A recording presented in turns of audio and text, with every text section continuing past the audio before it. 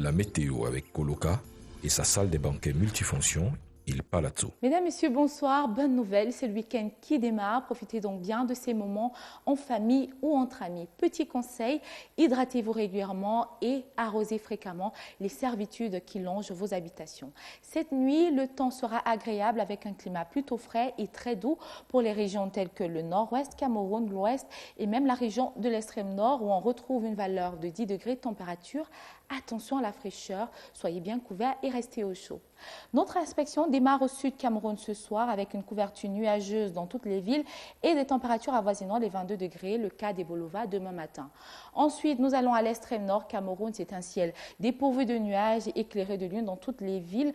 Jusqu'à l'aurore, les températures seront plutôt agréables. Nous terminons avec le sud-ouest Cameroun, c'est le même scénario, le ciel est éclairé de lune et les températures seront plutôt fraîches au lever du jour. Ce soir, nous vous présentons cette belle image des collines de Rumbi, une merveille dans le sud-ouest Cameroun. À très bientôt.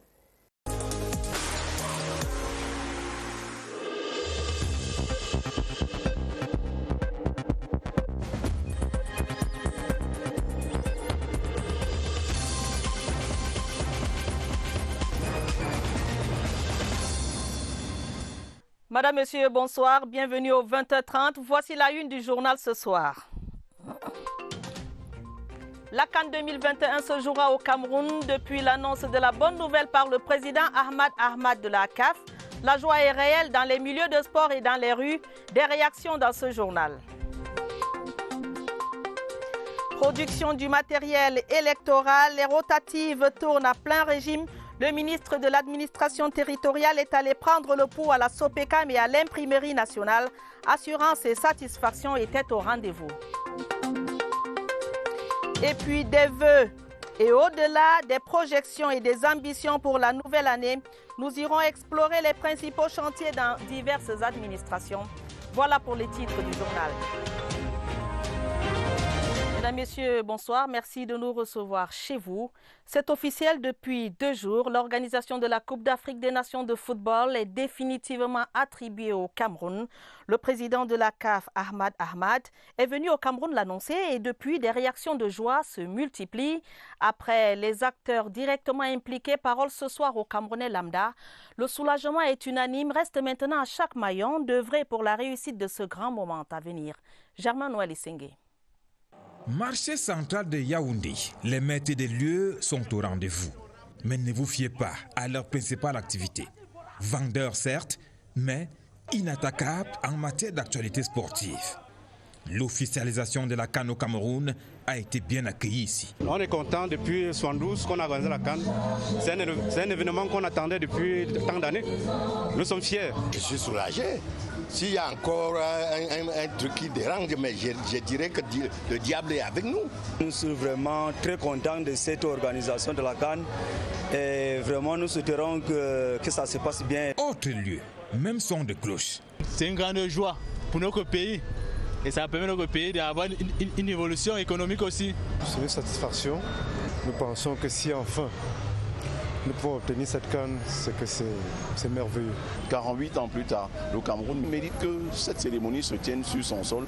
La satisfaction est certes partagée, mais il reste la prise en main des autres infrastructures connexes. Les infrastructures routières et consorts, dès les brefs délais, parce que c'est honteux d'avoir une grande fête comme la CAN dans notre pays et avoir des routes cassées un peu partout. Les réalisations sont sûres et nous sommes contents, mais ce qui nous manque, c'est les routes. À côté de cette préoccupation, il y en a qui reconnaissent la force de la volonté politique. Je pense que le gouvernement est conscient de la situation. Les Yaoundéens ont fait parler leur cœur, leur sens de patriotisme. Les pouvoirs publics savent à présent ce qu'il y a lieu de faire. Et c'est une question de temps. Une nouvelle qui réjouit également les amateurs de football de la région du Nord. Ils saluent la confirmation de l'organisation de cette compétition sportive par le Cameroun. Voici la correspondance de Claver Pascal Ndanga. La bonne nouvelle confirmant l'organisation de la CAN 2021 par le Cameroun réjouit largement les populations de la région du Nord, impatientes de vivre ce grand moment. Elle a été accueillie avec une très grande joie, étant donné qu'on avait un doute. Et finalement, on a brisé ce doute. Nous ne pouvons que saluer cette décision, cette confirmation de la chose de l'organisation de la CAN 2021. Nous sommes très fiers, très contents. Cette confirmation vient surtout donner du sens à l'ensemble des infrastructures sportives, hôtelières, routières et sanitaires dont bénéficie la ville de Garoua pour l'occasion. Organiser une CAN, c'est une très très bonne chose sur tous les plans. Au jour d'aujourd'hui, la ville de Garoua s'est métamorphosée. Je pense que vraiment Garoua va pouvoir être l'une des plus belles villes, n'est-ce pas, du Cameroun. Pour les acteurs de tous bords, c'est déjà une victoire d'organiser un tel événement aux retombées énormes. Particulièrement dans la ville de Garoua, nous serons des citoyens camerounais très heureux, vu que nous n'avons jamais vécu un événement de cette taille. Et ça va relancer l'économie de la ville. On va interpeller au niveau des chefs de quartier, la population, pour que les gens soient vraiment mobilisés, parce que la CAN, c'est la mobilisation. La région du Nord entend continuer à faire sa mue pour contribuer pleinement au succès de la CAN 2021. Série sur les stades des villes hautes du Champ et de la Cannes. Allons ce soir à la redécouverte du stade omnisport de Bafoussam-Kouikan. La structure affiche fière allure et attend impatiemment d'abriter les matchs qui y sont prévus. Visite guidée, Jean de Dieu Coigneux. Le stade omnisport de Bafoussam, situé au quartier Kouikan, à une quinzaine de kilomètres du centre urbain de Bafoussam, a une capacité de 20 149 sièges, dont 40 pour personnes handicapées. Cette infrastructure sportive construite selon les normes internationales a un gazon naturel avec un système d'arrosage automatique. Sur le plan sécuritaire, tout un dispositif est mis en place pour la sécurité des spectateurs. Des salles VIP pour accueillir les délégations, une zone des médias avec un local pour transmission TV et 8 studios radio pour les commentateurs des matchs ainsi que des salles des interviews VIP. Des salles de repos, une chambre de contrôle du dopage. Toutes ces salles seront équipées dès ce vendredi par ce matériel nouvellement arrivé.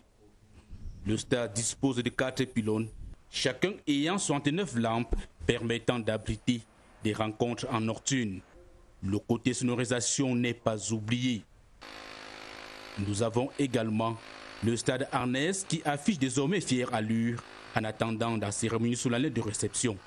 Un autre élément de charme au stade omnisport de Bafoussam-Kouikan, et non le moindre, c'est son parking de plus de 2000 places totalement achevé.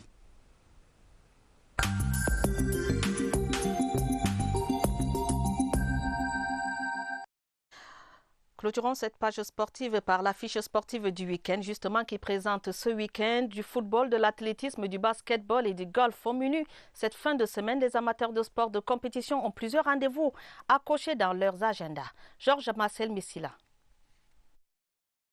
La course de l'espoir, dont l'édition 2020 mobilise les énergies et fera courir à Yaoundé ce week-end. Des athlètes iront à l'assaut du Mont Bankolo ce samedi avec pour principal enjeu un ticket qui donne droit à une participation à cette compétition de prestige et de renommée internationale qui aura lieu à Boya le 22 février prochain. Les fans de basketball, quant à eux, n'auront qu'à se rendre au palais polyvalent des sports de Ouarda pour voir l'élite de la discipline en action. Le deuxième regroupement de la saison, tant chez les dames que chez les messieurs, est au programme samedi et dimanche avec à la clé 15 rencontres. Déjà une semaine que les golfeurs amateurs et professionnels du Cameroun s'affrontent sur le green. Ce week-end, l'Open organisé par la communauté urbaine de Yaoundé entrera dans sa dernière phase. En football, pas de Ligue 1 ni de Ligue 2 au programme puisque c'est la trêve, mais un match en retard tout de même entre FAB de Yaoundé et Astre de Douala à Limbé. À l'international, le sport camerounais fera aussi parler de lui. En handball, les Lions indomptables poursuivront ce week-end leur campagne continentale en terre tunisienne dans le cadre du tournoi qualificatif pour les Jeux olympiques de Tokyo. En termes de compétition réussie, d'ailleurs avec leur première victoire sur la Côte d'Ivoire. Du côté de la petite reine, le Cameroun sera également au départ de la tropicale Amissa Bongo. Les cyclistes qui sont en pleine préparation rallieront le Gabon ce week-end et prendront le départ lundi. Municipales et législatives du 9 février prochain, la production du matériel électoral dans les imprimeries est quasiment achevée. Le ministre de l'administration territoriale, Paul Atanga-Ndji, en a fait le constat cet après-midi. Il s'est rendu à l'imprimerie nationale et à la société de presse et d'édition du Cameroun. Un bon indicateur pour la préparation matérielle du double scrutin. Séverin Alégambélé. À la société de presse et d'édition du Cameroun, les machines d'impression, la rotative de presse et la chaîne de finition ultra performante ont baissé de régime. Les équipes d'astreinte ont pratiquement bouclé les dernières opérations d'empaquetage. Le matériel produit est prêt pour l'acheminement au centre de conditionnement. Bien avant la date du 26 janvier, délai de livraison fixé par Elections Cameroun, la SOPECAM a rendu disponible pour 5 partis politiques la commande de 33 millions de bulletins de campagne et de vote. À la faveur de la visite du ministre de l'administration territoriale dans cette unité de production, visite ponctuée par une séance de travail restreinte avec la direction générale de la SOPECAM, les garanties sont données. Le matériel électoral fabriqué sera acheminé à temps dans les démembrements territoriaux de l'ECAM. J'ai vu ce qui a été fait, je pense que l'ECAM respecte le délai. Dans quelques jours, nous allons assurer l'encadrement sécuritaire pour déployer les bulletins de vote dans les 10 régions du Cameroun. Pour que les gens comprennent que c'était une haute prescription du chef de l'État, que les élections doivent se tenir partout. Ça veut dire qu'il y a les 10 régions, les 58 départements et les 360 arrondissements. À l'imprimerie nationale, le ministre Paul Atanga-Ndji et ses collaborateurs ont fait le chemin de l'impression des 9 millions d'enveloppes commandées. Un exercice de routine, mais utile pour la vérification de la disponibilité du matériel devant servir d'outil de base à la conduite des élections couplées du 9 février prochain. Fin de la visite de travail du ministre tchadien de l'économie et de la planification du développement.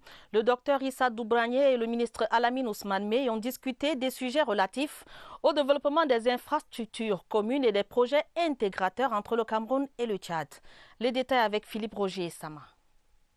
La dynamique d'intégration sous-régionale impulsée par les chefs d'État de la CEMAC porte des fruits dans le cadre de la coopération bilatérale entre le Cameroun et le Tchad. Les dirigeants de ces deux nations entendent donner un coup d'accélérateur à certains projets intégrateurs.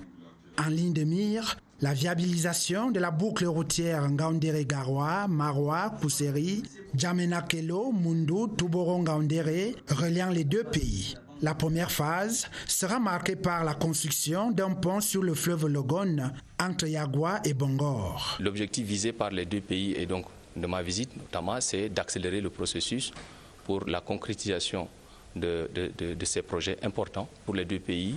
Une réunion d'experts a précédé la rencontre entre le ministre de l'économie Alamine Ousmane Mey et son homologue tchadien Issa Doubragne. Les différents échanges ont permis de clarifier la faisabilité du projet à échéance 2023 grâce au soutien financier de la BAD, de la Banque mondiale et de l'Union européenne. Le point d'orgue qui est en visuel, c'est que la pose de la première pierre du lancement de la construction du pont s'efface très rapidement du côté tchadien, bien entendu en s'assurant que l'inauguration se ferait du côté camerounais.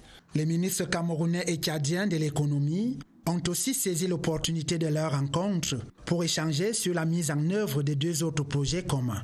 L'extension du chemin de fer du Cameroun vers le Tchad et le projet d'interconnexion des réseaux électriques entre les deux pays. L'hôtel de ville de Pété Bandjoun, construit et entièrement équipé par le patriarche Fotso Victor, maire de la ville, a été rétrocédé à l'État ce vendredi.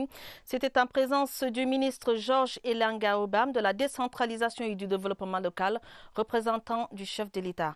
Cérémonie très courue qui a vu la présence de nombreuses personnalités. Steve Tchega et Kembenge, envoyé spécial de la CRTV à Bandjoun. Image clé d'un jour à Bandjoun. La scène a nourri des salves d'applaudissements, comme un bravo pour cette poigne d'une alliance entre le gouvernement et l'élite Fotso Victor. Son bâtiment appartient désormais à l'État. La rétrocession est actée. Le ministre persiste et signe. L'élite est une force de développement dans le processus de décentralisation.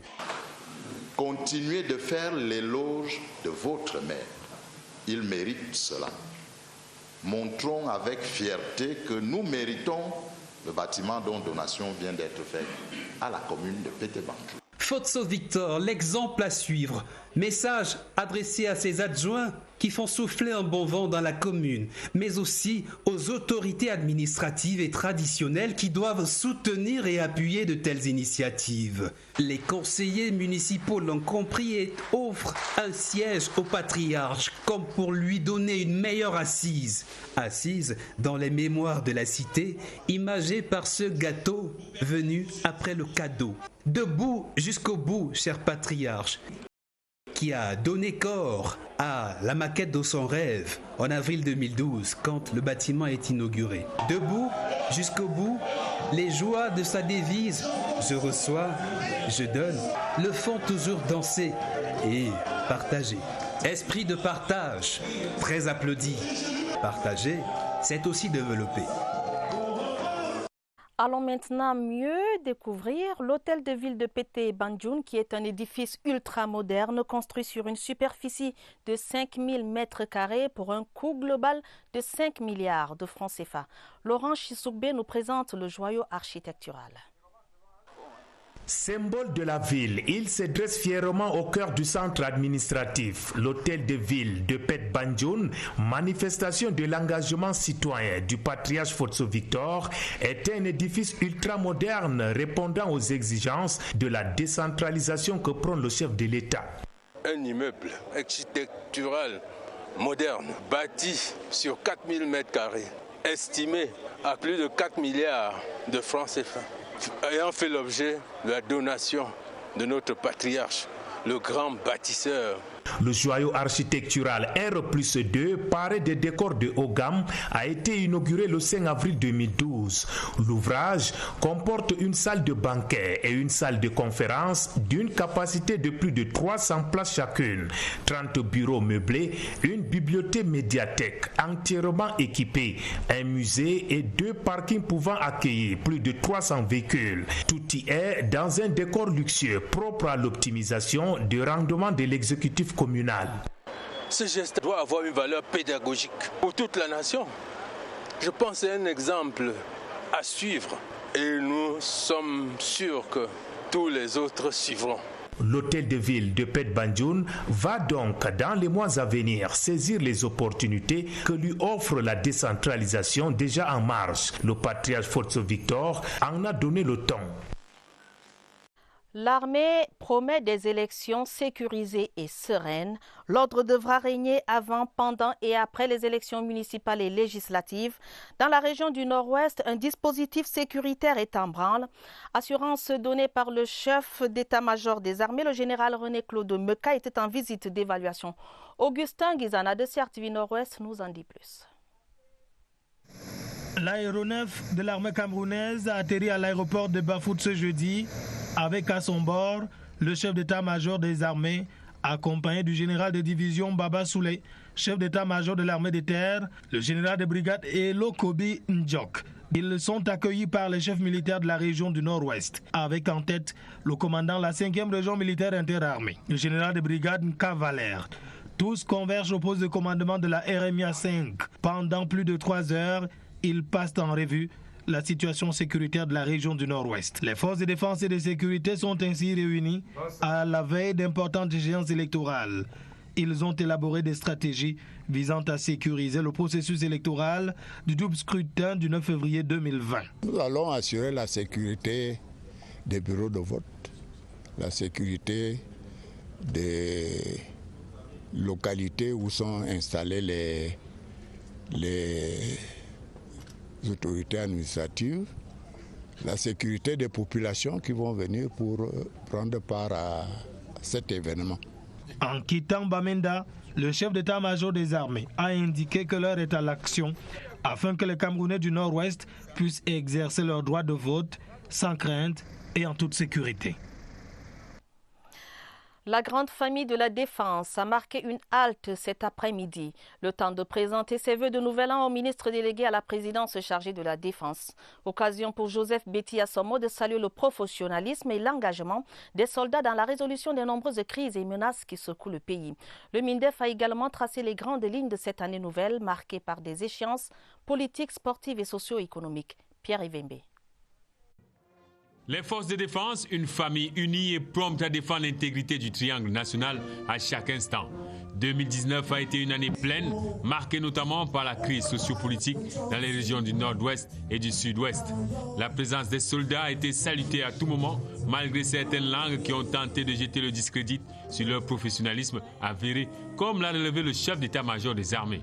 Aucune société organisée ne peut prospérer sans la sécurité. La sécurité n'est fait que ceux qui sont adeptes du désordre. 2020 est là avec beaucoup d'espoir, soutenu par l'hommage aux soldats morts pour préserver les acquis de paix et d'unité. Le ministre de la Défense, Joseph Betty-Assomo, a salué le travail abattu par ces hommes et précisé le cap. Le défi particulier que nous devrons relever et pour lequel je demande l'engagement total de tous les personnels concernés est, vous le savez, la sécurisation du double scrutin du 9 février prochain. Être soldat veut dire être connecté aux populations et à ceux qui leur donnent du plaisir. Et le diptyque Armée-Nation a été respecté ici. Au ministère de l'Éducation de base, 2020 s'ouvre sous le signe de l'expression matérielle. Concrètement, c'est la suite de l'implémentation de l'école moderne avec une nouvelle donne, la décentralisation de la gestion du budget.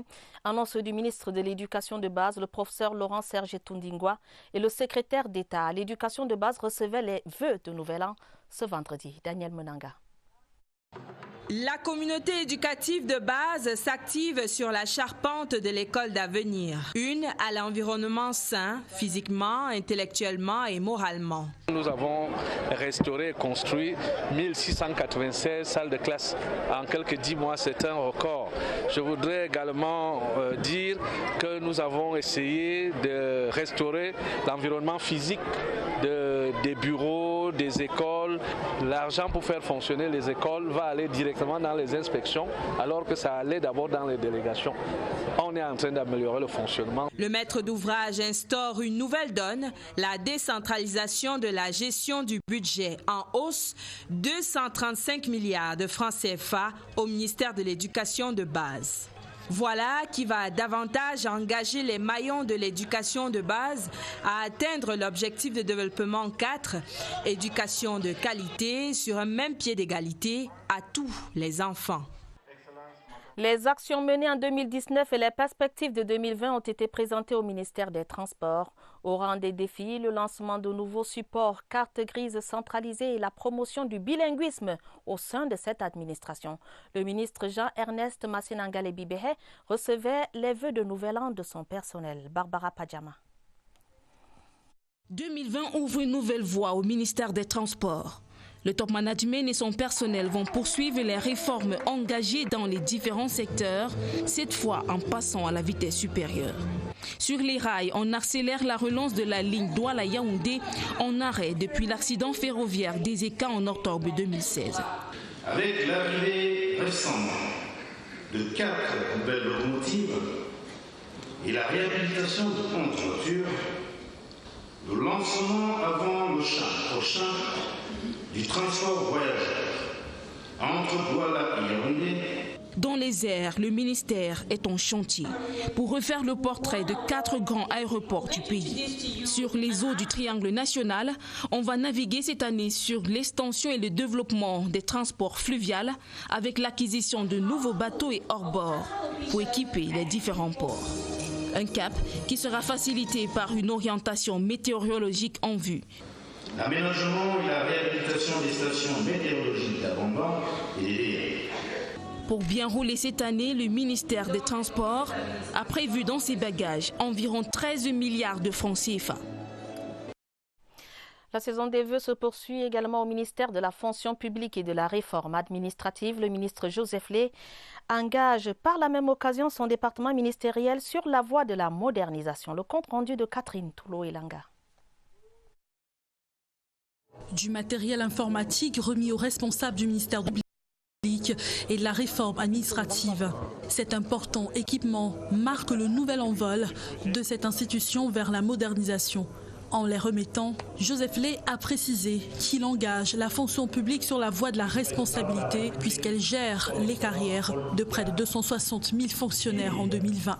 La conférence annuelle des services centraux et déconcentrés était également l'occasion de revisiter les acquis de la fonction publique en 2019. D'abord, la mise en service du CJPS dans les 10 régions du pays permettant de réduire les déplacements des usagers et éviter les accidents routiers. La mise en place d'une fonction publique de proximité afin de rapprocher les usagers de leur administration. C'est à travers des rencontres régulières d'explications sur les réformes en cours. Le ministère de la fonction publique s'est également engagé dans la voie de la formation de ses personnels et tout récemment sur la voie de la modernisation à travers le colloque national qui s'est tenu récemment à l'hôtel de ville de Yaoundé. Et quoi de mieux que des poignées de main pour lancer la nouvelle année qui ouvre la voie à de grands chantiers, principalement l'assainissement du fichier solde de l'État. Parmi les chantiers majeurs du ministère des Forêts et de la Faune, la sécurisation des aires protégées, mais aussi l'aménagement des surfaces forestières. Rappel fait à la faveur de la cérémonie d'échange de vœux entre le ministre Jules Doré-Ndongo et ses collaborateurs. José Gaëtan Tchanga nous en dit plus. Les chantiers qui attendent le ministère des Forêts et de la Faune en 2020 sont nombreux. À l'occasion de cette cérémonie d'échange de vœux, le ministre Jules Doré-Ndongo a tenu à les lister. Une production de brut évaluée à 2 millions de mètres cubes par an. Une superficie des zones protégées égale à 20% du territoire national. Le développement de 40 000 hectares de plantations forestières par an dans le cadre de la mise en œuvre du programme national de développement des plantations forestières. La mise en œuvre de ces chantiers ne sera possible en partie qu'avec l'aide des partenaires au développement. Je pense notamment à la France qui, à travers le contrat des endettements des engagements C2D, a permis entre autres le renforcement du cadre institutionnel et l'élaboration et la diffusion des outils. Ma gratitude va également à l'endroit de la République fédérale d'Allemagne.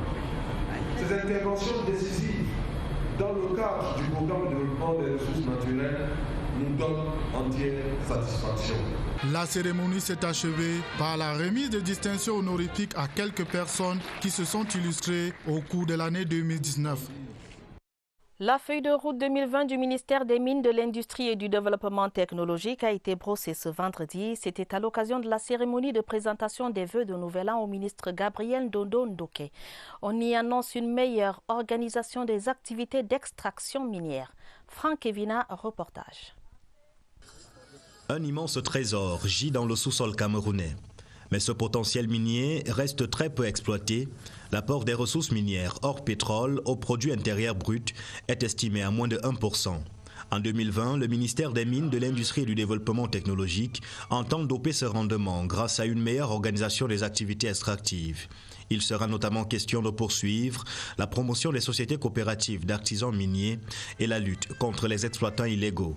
Par ailleurs, de nouveaux gisements vont entrer en exploitation au cours de cette année avec en bonne place le fer d'Akom 2 et le rutile d'Akonolinga.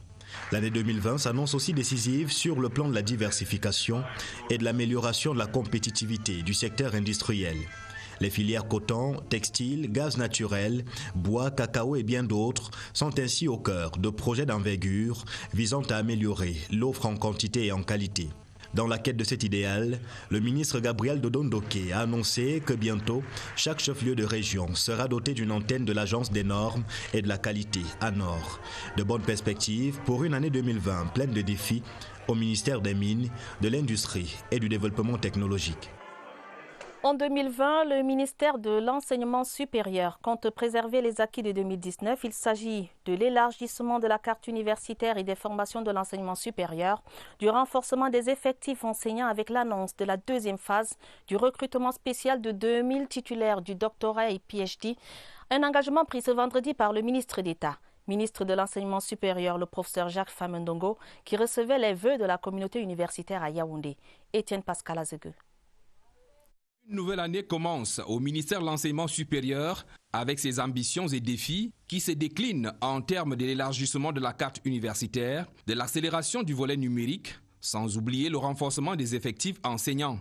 Il s'agit en fait de consolider la gouvernance éducationnelle de l'université camerounaise en 2020. Aujourd'hui, on a combien? On a 8 universités d'État, 262 instituts privés d'enseignement supérieur.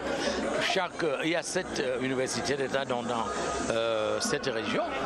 Et puis, chaque chef-lieu de province a un établissement public d'enseignement supérieur en dehors de Bafoussam, Stiklo Sensou, mais à côté de Bafoussam, il y a Banjoun.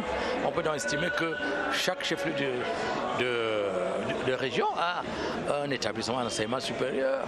Donc la carte universitaire, elle est dense, elle est riche, elle est diversifiée. La communauté universitaire du Cameroun, venue présenter ses vœux au ministre d'État, ministre de l'Enseignement supérieur à l'Amphi 700 de l'Université de Yaoundé 1, s'est résolue à relever ces nouveaux défis.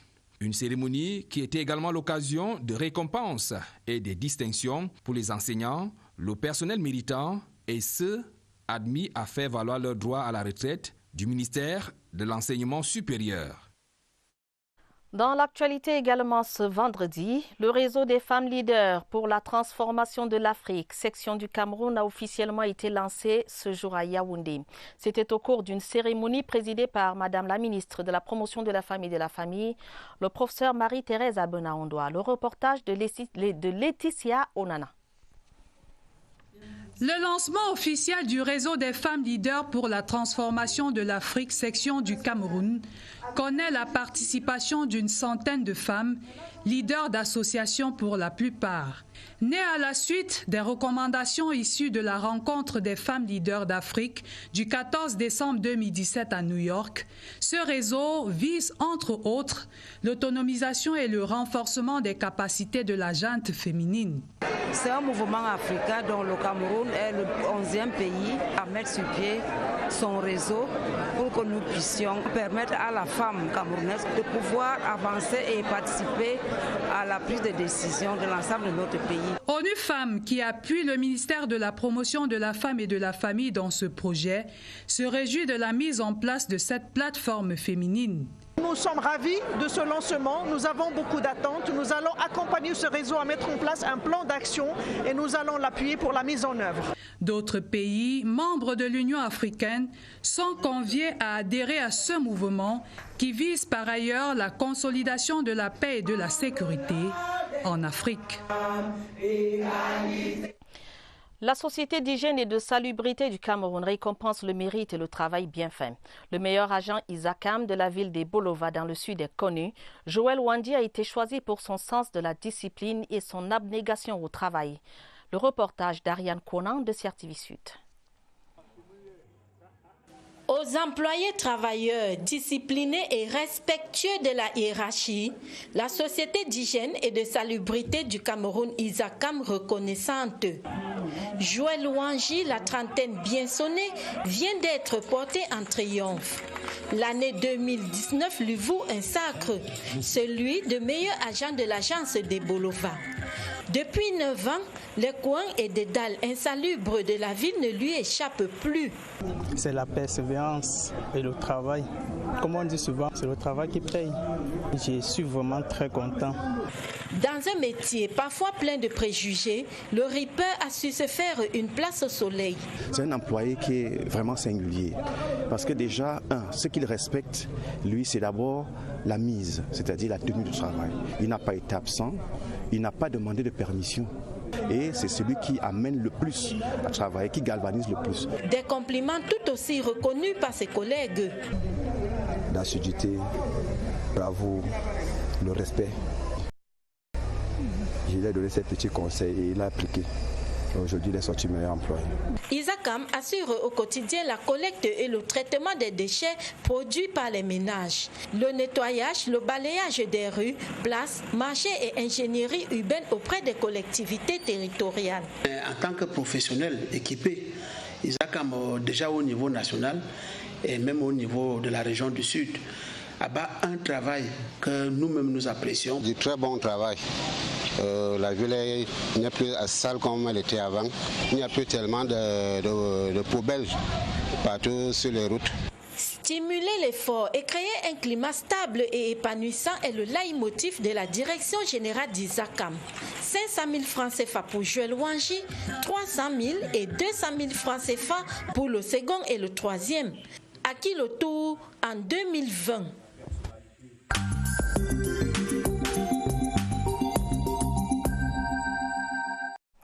Ce journal est diffusé en live Facebook sur CRTV Web. Il passe également en streaming sur le site internet de la CRTV.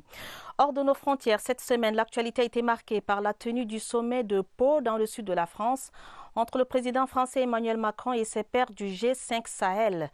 Aux États-Unis, le procès en destitution de Donald Trump a été ouvert hier jeudi. Et puis en Russie, le gouvernement de Dimitri Medvedev a démissionné. Le récap de l'actualité internationale avec Carly Tessot.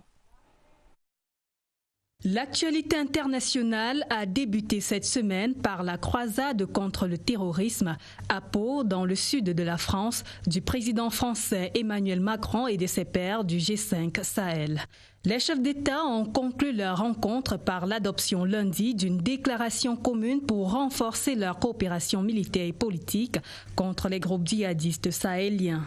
En attendant les retombées sur le terrain, le Mali a de nouveau été victime d'une attaque. Dans la nuit de mercredi à jeudi, au moins 14 civils ont été tués dans un village peul du centre du pays.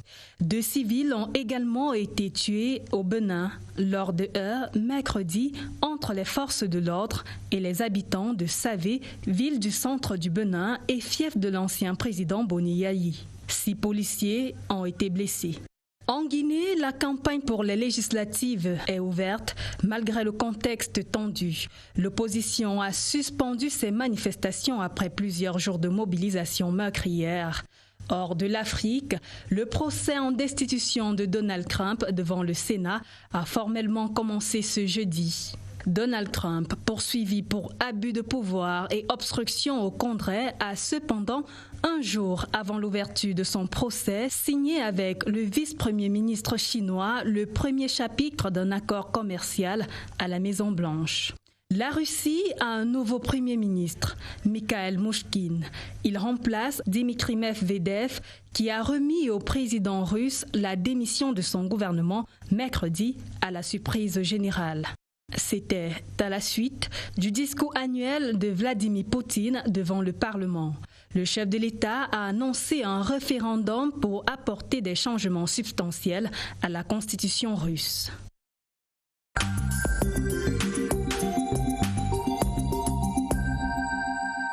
Ce week-end du cinéma au programme avec les salles Canal Olympia de Douala et de Yaoundé. Des projections sont prévues ce soir, demain et dimanche. De la musique également sur scène avec notamment le grand live des stars camerounaises demain dès 16h. Ce sera au stade de Sikam. Les rendez-vous culturels du week-end, Alex Kokola. Un week-end qui s'ouvre avec du cinéma. Première attraction à Douala Bessengue. Le Grudge de Nicolas Pisse est en cours de projection. Qu'est-ce qui va pas? Il faut qu'on s'en aille. Tout de suite. Sous un autre ciel, celui du campus universitaire de Yaoundé, Canal Olympia met sur grand écran dimanche dès 20h le long métrage de William Ebunk. On est limite en oxygène et on va se balader au fond de l'océan. Demain samedi 18 janvier, des stars camerounaises sont à l'affiche. Sur scène, il est annoncé Ben Deka. Le crooner fredonnera ses chansons intergénérationnelles. Je suis unique, celui qui t'aime et qui t'aimera à jamais. Sur la même scène, Salah Ciel chantera sur des titres bien connus du public.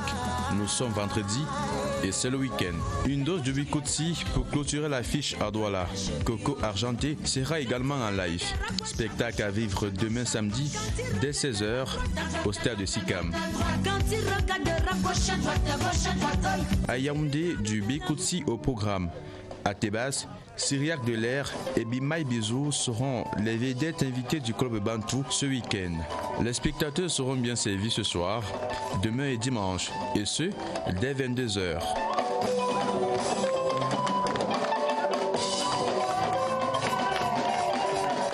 Excellent week-end. Bon week-end. Afin de refermer ce journal, ce télégramme officiel du président de la République du Cameroun à son Excellence Alejandro Eduardo Diamatei, président élu de la République du Guatemala. Monsieur le Président, j'ai le plaisir de vous adresser mes vives et chaleureuses félicitations suite à votre élection à la présidence de la République du Guatemala. J'y associe mes vœux de succès dans l'exercice de vos hautes fonctions. Veuillez agréer, Monsieur le Président, les assurances de ma très haute considération. Signé Paul Biya. Journal préparé avec la collaboration de Alex Kokola. Prochain rendez-vous avec l'information, ce sera à minuit. Vous serez en compagnie de Georges, Marcel, Messila et Gilbert Onguené. Mesdames, Messieurs, votre fidélité nous honore. Bonne soirée à tous.